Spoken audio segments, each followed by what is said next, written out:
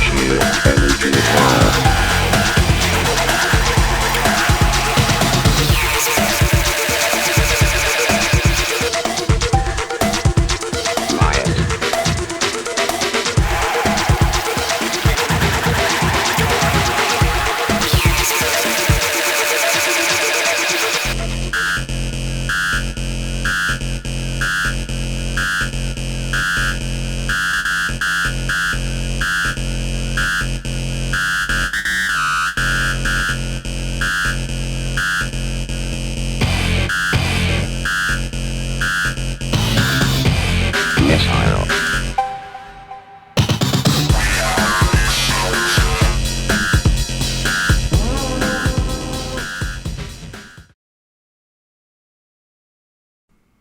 Hi YouTube, I am the Poster Pack Rat and I'm back with another new poster for this week.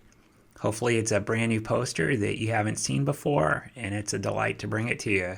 So the Poster Pack Rat is a new channel on YouTube.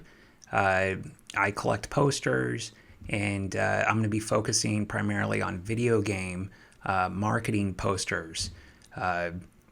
Video game marketing and promo materials are underrepresented on YouTube, and I figure this is something that could benefit a lot of collectors out there.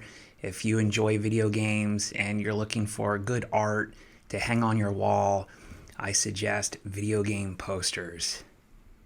So this poster is the Wipeout XL for Sony PlayStation. It's a Japanese B2 sized poster. And the B2, that is a standardized size for the Japanese market. And they also come in a B1 and a B3 and a B4. And as the numbers decrease, you get a larger size poster. There's even a B0. And the Western European market is kind of similar, but they have a standard that's based on an A. So they have an A1, an A2, not the A1 steak sauce. And they also have an A0, which also, like the Japanese market, as the numbers go down, the poster size gets bigger. So a B0 or an A0, such a large scale poster like that, you would see that at a bus stop or in a subway. It would be in an area where they have a very large wall, but typically outside, to show a poster of that size. The B1 and the B2 size posters, those are more common size posters that you would find in a retail store. And the B2, I believe, is the most common sized retail store poster. And they're the most easy to obtain. Like this one in particular, this is a B2 size poster, and it's about 20 inches in width and 28 inches high. It also has a soft back to it, or kind of a floppy, and that's just a term that I picked up from comic books. But it's not a hard stock of paper. It's fairly flexible. So a soft back and floppy, and a slight gloss coat to both the front and the back. One of the cool things about Japanese posters is there's always an extremely high quality to the poster. Both the inks for the printing are always bright and they pop, and the paper is a high quality paper. And that's something that I enjoy about collecting posters from the Japanese market, is just the quality in the paper and in the printing. And it's always noticeable. And in this poster, it's very pleasing. Everything pops on it, and it's something that I look forward to when I buy a new Japanese poster. So in this poster, I do have a slight glare on it, and I apologize for that. I took some of these images for this first round of posters that I'm going to be showing on YouTube. I took some of these images right before me and my wife were about to move to a new home, and we had to move quickly because you typically have a month where you give notice, and then you got to pack and all that sort of business. And it was just the right time for me to get these initial pictures and video taken. So some of it's hurried, and for subsequent videos after this first round, I'm going to have about 10 to 15 posters that'll be off angle like this. They might have some glare in some of them. You might see some of the cellophane from my poster portfolio binder, but I do apologize for it, and I will have a better capture process soon. So let's talk about some of the design concepts that we like in this poster. So right off the bat, the imagery of the ships, the airships, these aircraft, these hovercraft, they really capture my eye. And the detail within these ships is just exceptional. I feel like I am there with the audience, the spectators there. And the ships are flying over my head, and the detail is just absolutely wonderful. And the colors and the lighting, it kind of reminds me of Ridley Scott's Blade Runner or Star Wars. I like the colors, I like the detail. It's mysterious, and it's very cool. And it reminds me of Wipeout XL. So the art is really strong. And so my eye goes to the airships first, and on the right hand side, and then in the upper left, and then on the left itself, I look at those ships, and they are zooming right over my head, and it's cool. It's a very cool poster. From those ships, I see the spectators. I'm there with the audience and the crowd, and then I see the title. So it's kind of interesting that this poster, the way it captures my eye is the art first. It comes at me, and then I see the title of the game, Wipeout XL, now on sale. Buy your copy today. It is a really incredible game, and it definitely makes me want to buy the game. From the title, I see the PlayStation logo in the upper left-hand corner, which is great. It's that's that icon of the PlayStation. That's something that Sony still uses today, and we know very quickly what console we need to have to play this game. And from the PlayStation logo, the AG Systems billboard, which kind of puts me back into that world again, where these hovercraft are zooming past us over our head. And then I kind of go back to the bottom of the poster again, where there's more detail, and we see two screenshots. And about these screenshots, I want to talk a little bit about what I consider the trifecta, or the triforce, or the trilogy of good poster design. So I've been collecting posters for about 3.5 years now, and I've seen a wide range of posters from different eras, and I've developed a taste for specific content that I like to see in a poster that really represents the game and that time period of my life where I remember playing that game. And these to me are the holy trifecta, or the holy trilogy, the triforce of good game design. And it's three types of objects that I think really improve the quality of a poster. And I think if you see these three types of objects, it will mean that that poster will have a high resale value. It will be on people's walls in the future, and it's a good poster to consider buying. So firstly, and most important, the art of the poster, the art inside the poster, has to represent the game. You have to see objects within the art that remind you of the game. And the art inside this poster that reminds you of the game are the aircraft, the airships, and they look just like they did in the game, but much better. I mean, imagine playing a PlayStation 5 title, or an Xbox title, or a PC title that had aircraft that looked this good as they do in the poster. I mean, it's something that game designers want to do, and they're constantly trying to spend more time to do it. And so the art within this poster represents the game.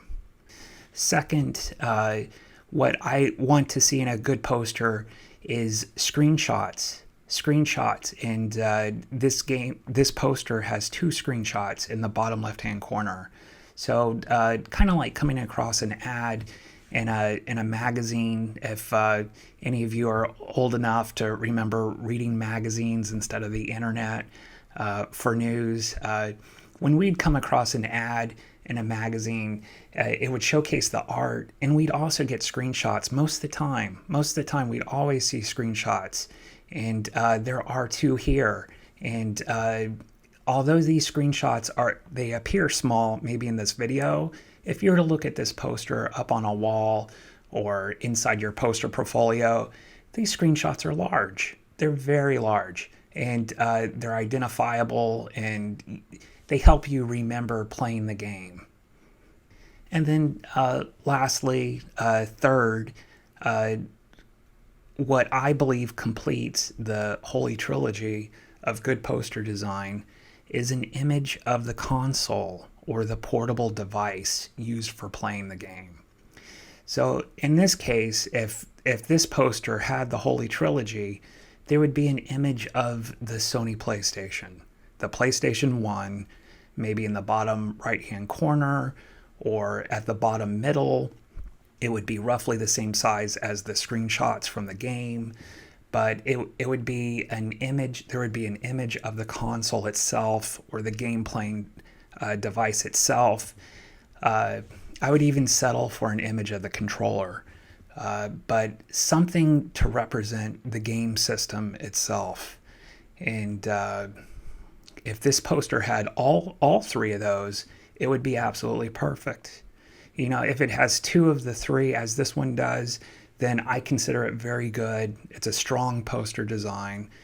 Not the best, but it's very good all the same. But if it had all three, it would just be perfect, absolutely perfect. And I'll show you some pictures of other posters that have the Holy Trilogy, and you'll know exactly what I'm talking about when you see a poster like that.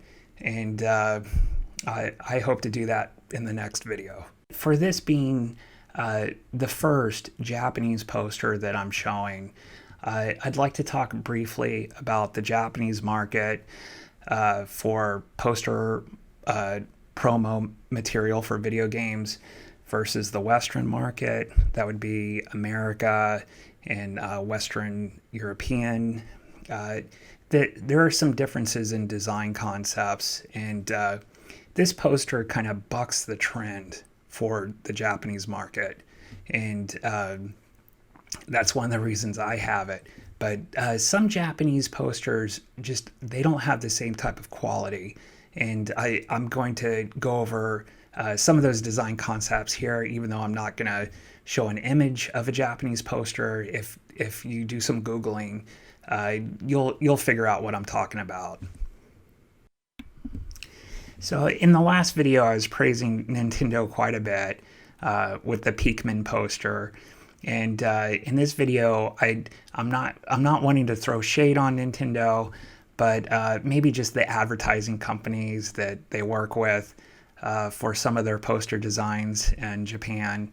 And this is common not just with Nintendo, but of Sony and other marketing and promo materials. And it's also common in America, but I think less so.